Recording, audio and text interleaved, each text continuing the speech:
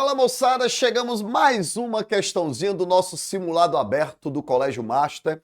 A questão agora é a 108, tá? Vixe, professor, questãozinha de gráfico. É, uma questão de gráfico, mas que envolve a parte de ecologia. Vou anotar aqui para vocês. A questão agora é a questão de número 108, certo? E o que é que ela envolve? Como eu tinha alertado anteriormente, ela envolve ecologia. Mas a ecologia é uma área bem grande, né? É uma densidade bem significativa de conteúdo. Tem uma parte da ecologia que a gente chama de humanidade e ambiente. Eu sempre alerto os meus alunos que de mais de 200 questões de ecologia que já estiveram presentes no Enem, uma parcela significativa dessas questões envolve humanidade e ambiente. Lázaro, o que é que seria isso, humanidade e ambiente? Você estuda humanidade e ambiente quando você está estudando os desequilíbrios, vou anotar isso, ó, os desequilíbrios ambientais. Tudo aquilo que de alguma forma, tá, pessoal, relaciona-se ao desequilíbrio do ambiente, pode ou não ser natural? Como assim, professor? É porque, galera, existem certos desequilíbrios no ambiente que eles ocorrem de maneira sazonal, de tempo em tempo. É uma questão, por exemplo, que não está obrigatoriamente relacionada a uma condição antrópica. Professor Lázaro, o que é uma condição antrópica? É quando o homem está envolvido. É óbvio que a espécie humana é um forte responsável por desequilíbrios no ambiente. Mas nem sempre os desequilíbrios eles são antrópicos. Às vezes ele é natural, sazonal. Vou dar um exemplo para vocês. Floração de algas.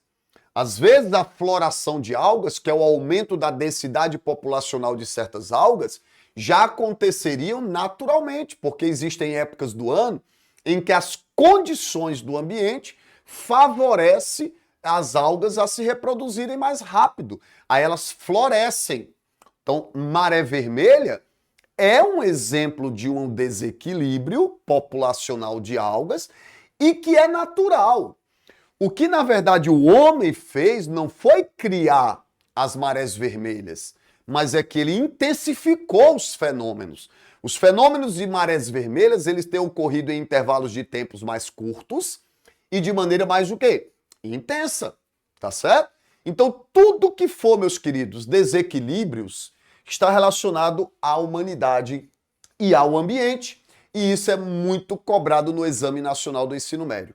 Maré vermelha, chuva ácida, poluição, branqueamento de corais, eutrofização, processo de magnificação trófica, que é quando a substância não metabolizada pelos organismos, ela vai ao longo da cadeia alimentar o quê? Se acumulando. Então, tudo isso é muito importante, é muito relevante. E a questão de número 108, ela traz exatamente um caso que eu sempre digo que é um dos mais explorados, é um dos mais citados casos de desequilíbrios nas provas do Enem. Qual é, professor? Eutrofização. Ó, a questão aí, ela fala de eutrofizar. O fenômeno de eutrofização, que aqui nós não vamos naturalmente detalhá-los, porque seria necessário uma aula, né? Uma aula para isso. E eu também sei que vocês têm conhecimento sobre esse processo. Então, assim, o que é eutrofizar? Uma das principais causas da eutrofização, vou citar aqui para vocês, ó, é o aumento da disponibilidade, ó, é o aumento da disponibilidade de nutrientes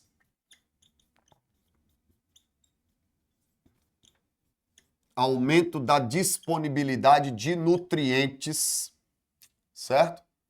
Nos ecossistemas aquáticos. Ô Lázaro, qual é um dos principais emissores, né, de matéria orgânica, de nutriente para os ecossistemas aquáticos, para os chamados corpos d'água, os esgotos domésticos, tá? Mas não nos esqueçamos que esses nutrientes podem aumentar também nos ecossistemas aquáticos proveniente dos fertilizantes. Porque os fertilizantes, que é o NPK, ele contém nitrato e fosfato. Se por algum motivo a disponibilidade de nitratos e fosfatos aumenta nos ecossistemas aquáticos, isso também eutrofiza os ecossistemas aquáticos. Então, todas as vezes que eu tiver um aumento da disponibilidade de nutrientes, certo? De nutrientes nos ecossistemas aquáticos, isso vai, em algum momento, acarretar em quê? Em quê? No aumento da densidade populacional,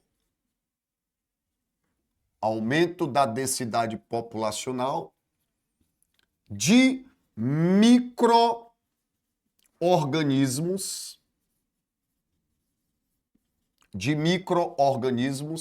decompositores aeróbios. E galera, aumentando esses micro-organismos decompositores aeróbios, ó, se os decompositores aeróbios aumentam, isso promove, ó, o consumo de oxigênio. Aí, aumentando o consumo do oxigênio, você vai ter uma diminuição da concentração de oxigênio e o aumento da DBO, certo? Esse consumo de oxigênio provoca, é uma consequência, certo? Provoca o quê? Aumento da DBO. Professor Lázaro, o que é DBO? Pode ser chamado de demanda biológica, demanda bioquímica de oxigênio, como vocês acharem melhor, certo? Aumento da DBO. E esse aumento da DBO, da demanda, é porque não tem oxigênio dissolvido. Qual vai ser a consequência do aumento da DBO? A morte de peixes, moluscos, crustáceos. Então a biomassa, a biodiversidade de organismos vai o quê? Vai diminuir. Por que que seres vivos morrem num ecossistema eutrofizado? Porque quando tu eutrofiza o ecossistema, tu está aumentando a disponibilidade de nutrientes. Quanto mais nutrientes, mais decomposição. Então os decompositores aeróbios aumentam, consomem o oxigênio, a taxa de oxigênio dissolvida o quê? Diminui e, consequentemente, a DBO aumenta. Esse aumento da DBO, certo? Esse aumento da DBO é que está diretamente associado o quê? À morte de peixes, moluscos, crustáceos, a vida. Então, por que que o ecossistema morre?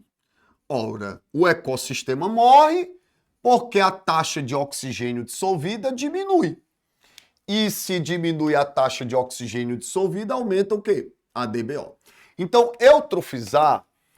a eutrofização é uma sequência de eventos de desequilíbrio do ambiente e que está fortemente associado ao aumento de recursos nutricionais. Eutrofizar é nutrir o ambiente, seja fertilizante, como eu disse para vocês, que ele aumenta nitratos e fosfatos, seja esgoto doméstico, que também vai intensificar a disponibilidade de matéria a ser decomposta, tá? Então, nessa questão, um detalhe que tu tinha que ficar bem atento. Essa foi boa, viu? Ó, qual é o detalhe, professor Lázaro? É que ele pediu para você dizer, ó, um parâmetro biológico. Um parâmetro biológico.